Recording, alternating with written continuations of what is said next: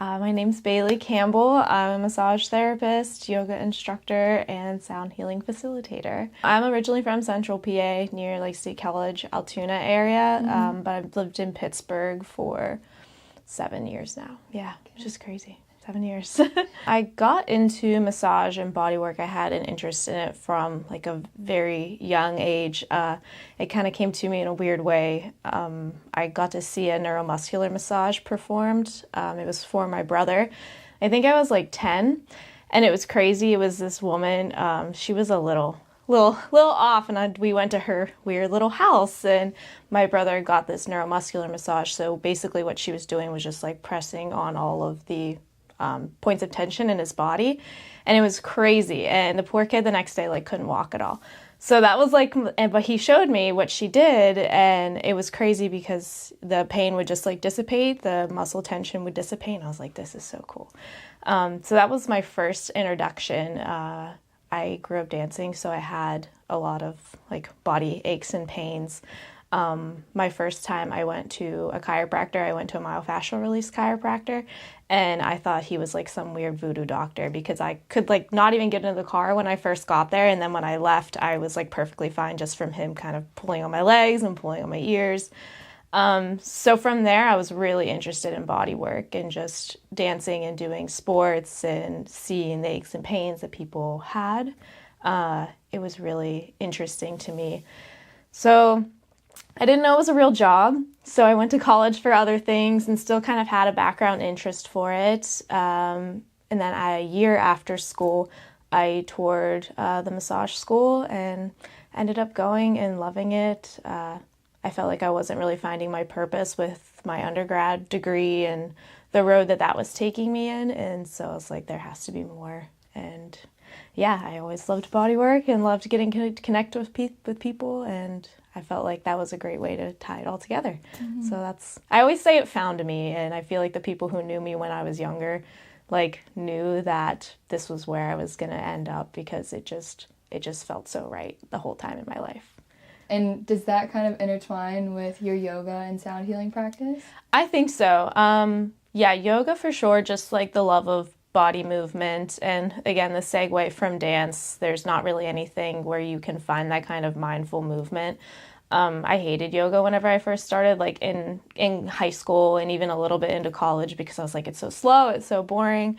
And then once I kind of learned the mindfulness behind the practice, it tapped into a different thing because it's so unlike anything else. And I think just having an interest in the muscular system and the nervous system and how the body moves connected me to yoga on like a deeper level. And having really good teachers, like I was telling you, just made it even more special.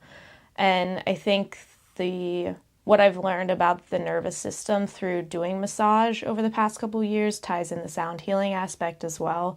Just being able to take you to a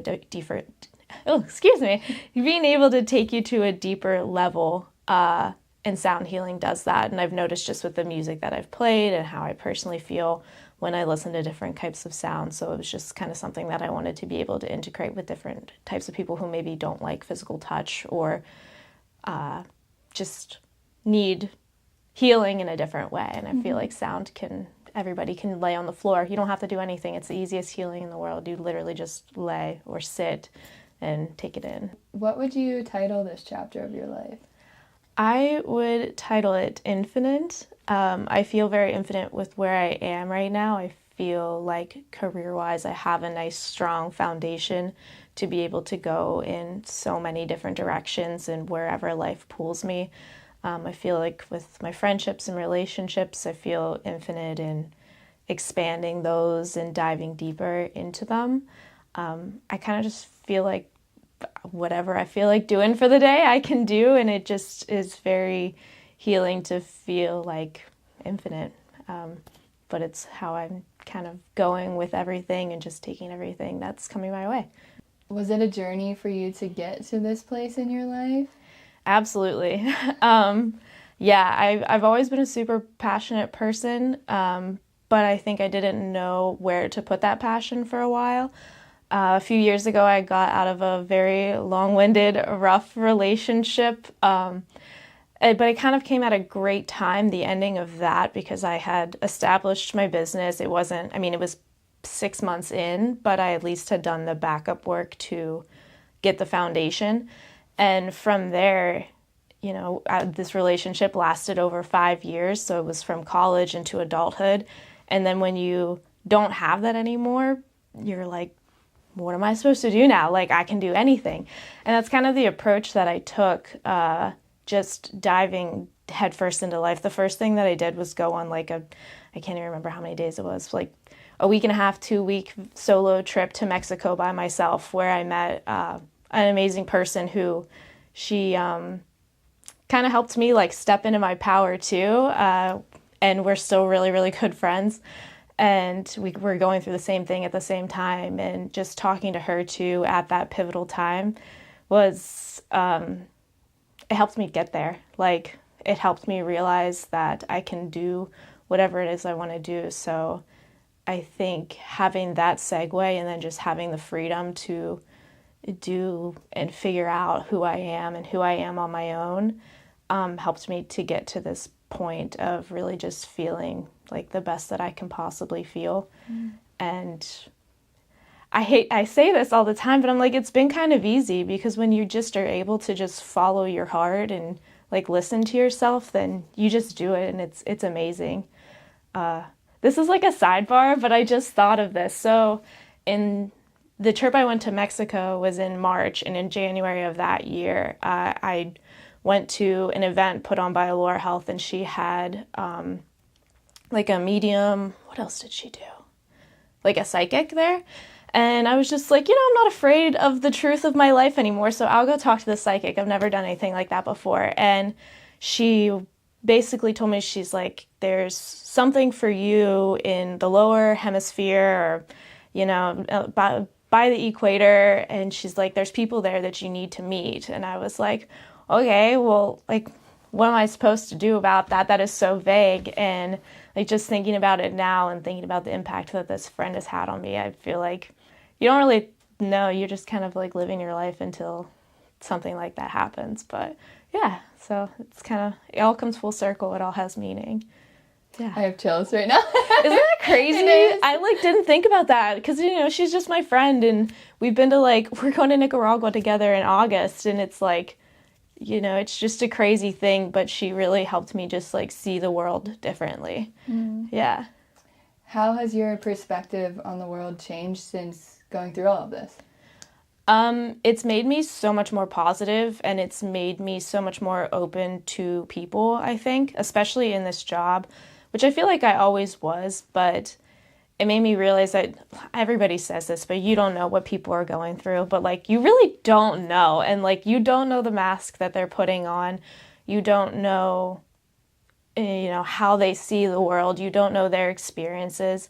So it made me very much open to every single situation and every single person that I come in contact with, and like want to connect with them on a different level and a deeper level.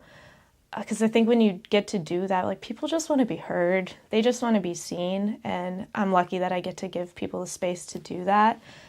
And it rewards me so much more. Like, it just gives back so much. And I think having that experience has helped me just be open. And when you're open, you can receive anything that life gives at you, good and bad, because it's not always good, but it's all experience and it's all necessary. So it seems like you're really in a time of stepping into your power. Is that in work or outside of work too? Yeah, I think it's both. And I think they go hand in hand, because I'm lucky enough to have a career, life, income that I'm passionate about. So although it is career-based, I think it goes into other aspects. It goes into community. It goes into friendships. So there's such a big overlap too, and which isn't always a good thing, but a lot of times it is for me. So I think it's helped me to really, step into it. And I think the work aspect puts me into uncomfortable situations sometimes, with just having to like expand myself or put myself out there, because if you don't, you're never going to grow. And when you're in your personal life, sometimes it's harder to do that as well. So I think becoming more comfortable putting myself out there professionally, because I know it's what I have to do to be successful, helps me to do it in my personal life as well. Yeah. How do you define success? Happiness. That's it. Bottom line, happiness. I think that's what we should be trying to do. For me, that success, happiness comes from helping others and fulfilling, putting into my own cup so that I can help others in that regard as well. But yeah, it's not a monetary thing for me. It's not a materialistic thing. Obviously those things are nice. Like, you need money. I like to travel. I need money if I want to travel. And I need to buy a new car. I need money to do that, but they go hand in hand. So giving enough to the world that you get back the things that you need is the overarching success and life success for me personally. Yeah. You mentioned filling your own cup before you can fill anyone else's. Can you tell me a little bit about that for you? How do you take care of yourself, and what's your belief around that? How do I take care of myself? I think having meaningful relationships, having people around me that build me up, finding communities, and finding different communities, I think too. I take dance classes at Firewall, and that community is literally just so much positivity, and it's helped me to tap into different parts of myself as well. So that is a great recharge. Spending time alone. I love being alone. But having mindful time alone instead of just rotting on the couch, trying to mindfully take care of myself. And I think just giving myself time to do the things that I want to do. I like to run and bike a lot too. Yeah, I'm an active recharger, I think, but I sleep great, so I guess it's worth it.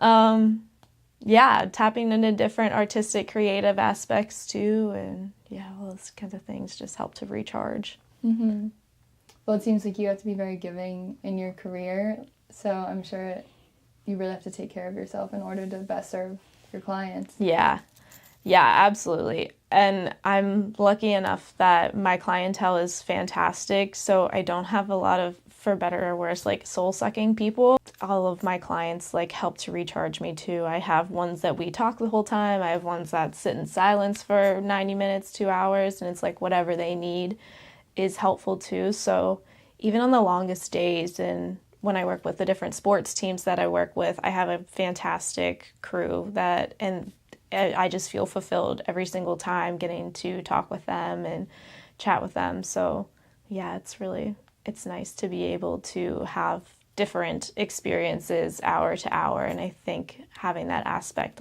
keeps it going and keeps me amped up even on the long days. Although there are some long days, and some days it's tiring. It's a lot, but yeah, it's always worth it. It's always fun. What's kind of your driving force behind what you do? I think just passion in general. I think I need to have a passion in order to do anything. I always say, I heard this said before by another entrepreneur, and I am a terrible employee. I'm bad at working for other people, because if I just don't see the passion behind something, I'm just not going to do it, and I'm not going to care, and I'm going to be daydreaming and thinking about something else. But when it's my own welfare and the welfare of my cats, I put a different effort into it, and I care so much. So I think, having that passion for giving and having a place to put it where I can see it every single day. I can see the impact that I have through all of the different relationships that I've built with so many different types of people. I think it's really neat, and it's really the driving force behind it is just getting to have those meaningful connections and being fueled by that, and feeling every day I come and I'm doing something to help, and just fulfilling my passion. I need to be amped up and fiery in order to be successful, and I feel like this helps, and this really puts fuel in my fire. So I'm curious, do you have any advice for anyone who is just freshly out of a relationship? Just do whatever you want to do, like for real. It's because you're gonna go crazy if not. And I told you this, and it's like kind of hard to say to not people who know me directly, but like I feel like I disassociated for like 6 months and like blacked out and was just like going through the motions. And like I said, my job was taking off, and I was really busy working within the sports field at that time. And once I kind of dissipated, and it was spring, so new life, and I was just like, all right, let's just go. I put so much effort into my friendships because my friends had been there for me through all of it so much, and just put effort into myself. And I kind of was just like, what does my life look like? Like, what do I want it to look like? And so do that. Like, take time with yourself. Don't curl up into a ball. Don't be like, all right, we're going to go to the gym 6 hours a day and get that revenge body. Like, maybe you will do that, and you should, but mostly like reflect on who you want to be as a person and think about the good things of the relationship, because there's always growing points. There's always good parts. So think about those good parts and think about, how can I take these over into like the next stage of my life, and leave any resentment, because that is like the grossest thing that you can do, is carry on resentment from whatever it was.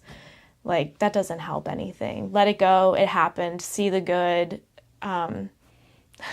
Get over it in certain aspects. You don't have to forget everything. Some things are easier to forget than others, but know that that is the past, and if you dwell on it, like anything, it's going to eat you alive. Disease is the absence of ease.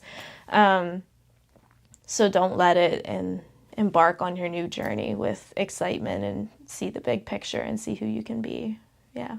Thank you. Yeah. I feel like a lot of people can get value from that. We can, and yeah, like we said, people go through shit, and people go through deep, deep shit, and it's so hard to just let it go, but you have to, and you have to do the work personally to be able to let it go, and yeah, that's the right. only And way. If you don't, you're just perpetuating that cycle that you lived out before. Right, exactly. Like, you have to take it as just a thing that happened, or a thing you experienced, and yeah, it doesn't define you.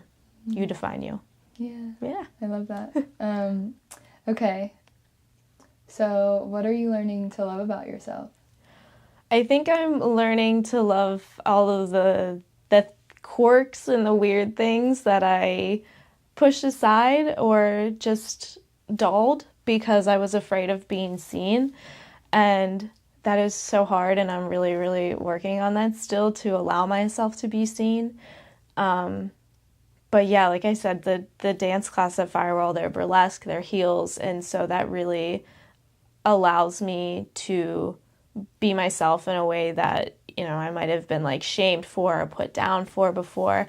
And it's so great to do it in a community of like 20 people every single week who get it, who have been through the same thing. So I feel like just letting myself be myself and not care. Because honestly, what I've realized is people don't care, and if they do, that's on them. And if they do, they care for 5 seconds and then they're over it because it actually doesn't affect them whatsoever. But it's hard. So telling myself that I love the things about me that make me unique and that make me me, and it's okay, and not to diminish that, is really important, I think. Yeah. What does being seen mean to you? I think it's people loving me for my authentic self, and not the self that they think I am, or that they perceive me as, or that version. I come off like very shy and introverted, which I am, and the people who know me know that that's like not how I am at all. And those people love me, so I think I'd like to be seen by more people, instead of just the ones that are really close, because I feel like that will open the doors to different connections and different communities, which is ultimately like what I love. So I think being able to put myself out there and be seen will help with that. Mm-hmm. Yeah. Doing this interview is kind of a step in that direction for you. 100%. It is, because it's so weird. And like, I'll have some clients for years, and like, we don't really know each other, which we don't always need to, because, you know, it's a professional relationship, and like, I don't need to know the dark depths of everyone's situation if they don't want me to know that, and vice versa. But it's interesting to have clients for that long and not actually know the backstory. And I feel like doing something like this allows people a window into my life, and why I am the way that I am. Yeah, and maybe when they come to you, they don't even realize that that's an opportunity for them to be seen in that way. So maybe this will open more doors for you in that way. I think so, because we're more similar than we realize in so many ways. And I feel like the best massage therapists that I know are the ones that I love getting work from too, are the ones that, not even massage therapists, but just people, like the best people, that practitioners that I know. It's because you feel like you have a deeper connection to them for one reason or another. And it is nice. And I feel a level of comfort with those people too. And I want people to be able to feel that level of comfort with me. And you get that from not just being a face that they see for 5 minutes before a session and then 5 minutes after once a month. So, yeah. Oh. Okay, I'm gonna leave space for you to say anything you'd like directly to the camera at this point. Oh, jeez. No pressure. Okay, my foot's asleep. Thank you to everyone who comes to see me and has allowed me to be a part of their life. There's been a lot of people who have opened the door for me, so I'd love to be a light to open the door for other people. My heart is always open to community and to helping others and helping others see their potential and talk about their hopes and dreams and love. So if you ever feel that drive, you can come hang out and come see me. And thank you. Thank you, Bailey. Yeah.